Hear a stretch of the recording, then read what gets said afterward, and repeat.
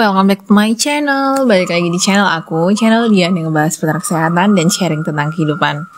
Baiklah, sebelum aku menjelaskan apapun, kali ini aku pengen tanya dulu nih ke teman-teman semuanya. Sepenting apa sih kita harus punya sikap dan prinsip untuk hidup mandiri? Memang sih, pada dasarnya manusia memang diciptakan sebagai makhluk sosial yang membutuhkan satu sama lainnya. Walaupun begitu, bukan berarti kamu bisa bergantung terus dengan orang lain setiap saat, bukan? Di usiaku yang sekarang 24 tahun menjejaki 25 tahun ini, aku makin paham dan aku makin sadar bahwa hidup mandiri itu bukanlah suatu keharusan, melainkan adalah suatu kewajiban. Karena itu, ada beberapa alasan penting kenapa kita harus belajar mandiri dari sekarang. Yang ini berdasarkan research dan saya kutip dari beberapa pengalaman pribadi. Oke, kita mulai. Yang pertama adalah agar tidak mudah mengandalkan orang lain. Waktu kecil, semua hal dalam kehidupan kita selalu terbiasa menerima bantuan dari orang lain. Meskipun memudahkan kita, tapi kita nggak boleh lengah dan wajib melatih kemandirian dari sekarang. Jadi mulai sekarang, yuk kita biasakan hidup mandiri agar tidak selalu bergantung dengan orang lain, dengan orang tua, dengan lingkungan sekitar.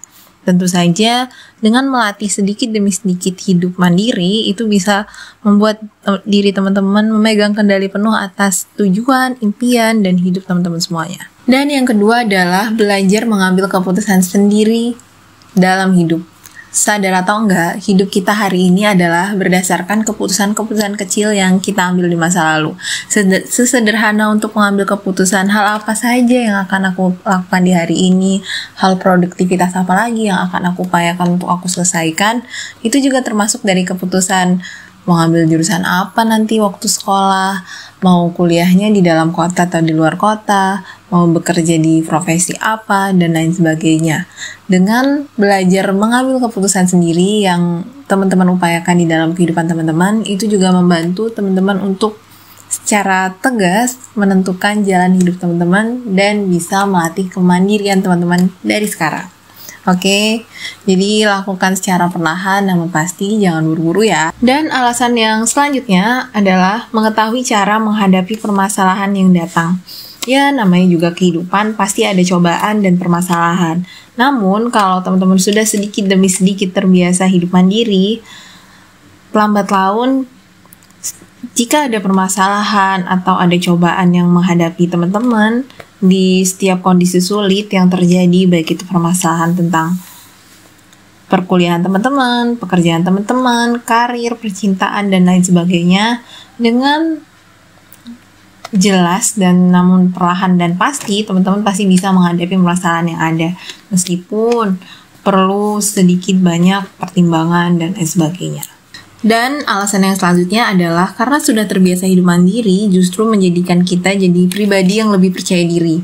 Karena semakin bertambahnya usia, kita tuh malah justru semakin sahabatan yang namanya masalah dan ketidakpastian dengan masa depan. Jadi dengan sedikit demi sedikit belajar sikap mandiri, kita mampu menggapai semua tujuan hidup yang ingin kita gapai dalam hidup, dan kita memegang penuh kendali atas hidup kita sendiri.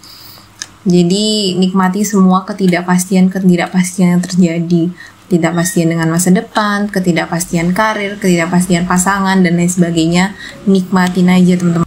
Karena dari perjalanan proses kehidupan kita, mulai dari bayi, balita, remaja, dewasa, dan tua, merupakan satu kesatuan dari proses. Nikmati setiap proses-proses yang ada di hidup teman-teman, merupakan salah satu hal untuk bentuk rasa syukur kita kepada yang memberikan kita kehidupan. Mulai dari mengatur hidup kita sendiri, bagaimana mengatur pendidikan kita, karir kita, pasangan kita, keuangan kita, dan apapun yang ada di hidup teman-teman. Dan mungkin cukup sekian. Berikut adalah alasan-alasan kenapa teman-teman harus belajar hidup mandiri dari sekarang. Semoga kita sama-sama terus belajar dan jadi orang yang lebih baik lagi. Dan sampai jumpa di vlog yang selanjutnya. See you!